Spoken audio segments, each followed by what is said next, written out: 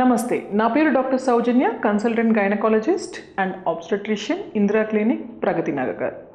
Welcome to you and I BMS channel.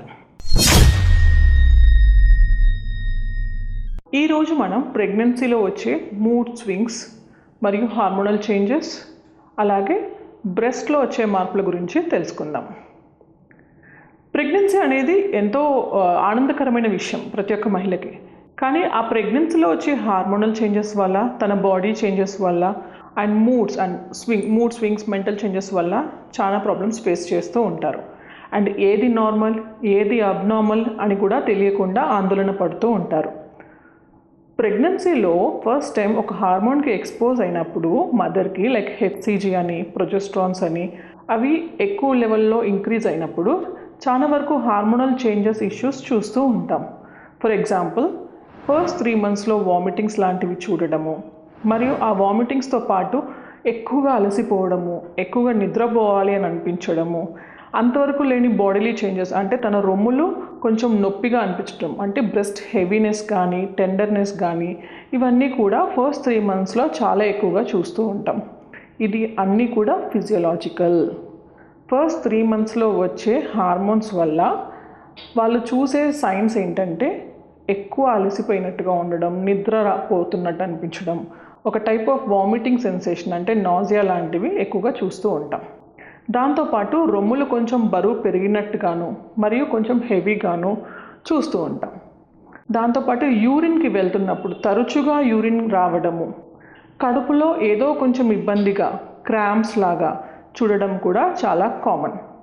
ఈ hormones differences వల్ల లేడీస్లో ఫిజియలాజికల్ చేంజెసే కాకుండా మూడ్ స్వింగ్స్ కూడా ఎక్కువగా చూస్తూ ఉంటాం. నార్మల్గానే అందరూ అంటూ ఉంటారు, ఆడవాళ్ళని అర్థం చేసుకోవడం చాలా కష్టం, దానికోసం పెద్ద పెద్ద బుక్స్ రాయాలి, ఆ బుక్స్ ఇంతవరకు ఎవరూ రాయలేదు అనేసి. It's not because women are complicated. వాళ్ళల్లో వచ్చే హార్మోన్స్ వల్లనే ఇవన్నీ డిఫరెన్సెస్. ఒక పాయింట్ ఆఫ్ టైంలో పీరియడ్ వచ్చే ముందు ఉమెన్ ఒకలా ఉంటుంది, పీరియడ్ వచ్చిన తర్వాత ఆ పెయిన్, ఆ డిస్టర్బెన్సెస్తో ఒకలాగా, అండ్ మెనోపాజ్ అంటే డేట్స్ ఆగిపోయిన ఆడవాళ్ళలో కూడా కొన్ని టైప్స్ ఆఫ్ సిమ్టమ్స్ చూస్తూ ఉంటాం. ఇవన్నీ వాళ్ళ హార్మోన్స్ వల్ల, కానీ ఏ ఉమెన్ కూడా వాళ్ళు కావాలని చేస్తున్న మూడ్ స్వింగ్స్ అయితే కాదు. సో ప్రెగ్నెన్సీలో కూడా మెయిన్గా ఏంటి అంటే ఈ హార్మోన్స్ ఏవైతే హెచ్చుతగ్గులు అవుతూ ఉంటాయో ఇలాంటి మూడ్ స్వింగ్స్ ఎక్కువగా చూస్తూ ఉంటామన్నమాట. దీనిని మనం ఎలా అవాయిడ్ చేయవచ్చు, దీనిని ఎలా యాక్సెప్ట్ చేయవచ్చు, అండ్ ఈ మూడ్ స్వింగ్స్ని ఎలా ఎంజాయ్ చేయవచ్చు అనేది కూడా తెలుసుకుందాం. ప్రెగ్నెన్సీని ఎంత టెన్షన్ ఫ్రీగా, ఎంత హ్యాపీగా మనం ఎంజాయ్ చేస్తామో వీటిని అంతవరకు మనం మర్చిపోతూ ఉంటాం, సెల్ఫ్ ఆర్ ఫ్యామిలీ మెంబర్ సపోర్ట్తో కూడా. కరెంట్ సినారియో ఎలా ఉంది అంటే అందరూ వర్కింగ్ ఉమెన్, ఏదో ఒక ఫినాన్షియల్ బర్డెన్, ఏదో ఒక ఫ్యామిలీ ప్రెషర్, ఏదో ఒక టెన్షన్స్. అలాంటి వాళ్ళు ఈ ప్రెగ్నెన్సీని అంతలా ఎంజాయ్ చేయలేక ప్రతిదాన్ని టెన్షన్గా తీసుకొని ఇబ్బంది పడుతూ ఉంటున్నారు. సో కంపల్సరీ ఈ 9 months ఆఫ్ ఫిజియలాజికల్ ప్రెగ్నెన్సీని చక్కగా ఎంజాయ్ చేస్తూ ఉండాలి.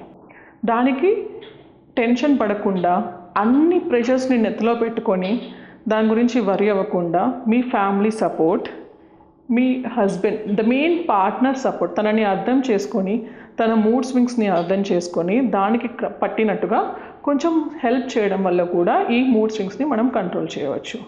అదే కాకుండా light exercises like small walkings కానీ లేదా మెడిటేషన్ చేయడం వల్ల కూడా కొంతవరకు మన బాడీలో ఎక్స్ట్రీమ్స్గా అయ్యే మూడ్ డిస్టర్బెన్సెస్ని మనం చాలా వరకు కంట్రోల్ చేసుకోవచ్చు. అదే కాకుండా తీసుకునే ఫుడ్ కూడా ఎక్కువగా ఆయిలీ, స్పైసీ ఫుడ్స్ లేకుండా చక్కటి బ్లాంక్ ఫుడ్ ఆర్ కొంచెం ఈజీలీ డైజెస్టబుల్ ఫుడ్ తీసుకుంటూ కొంచెంగా ఎక్కువ సార్లు తీసుకొని ఎక్సర్సైజెస్ మరియు మెడిటేషన్ వల్ల ఈ మూడ్ స్వింగ్స్ని చాలా వరకు కంట్రోల్ చేసుకోవచ్చు. For more updates and information please do subscribe you and I BMS channel.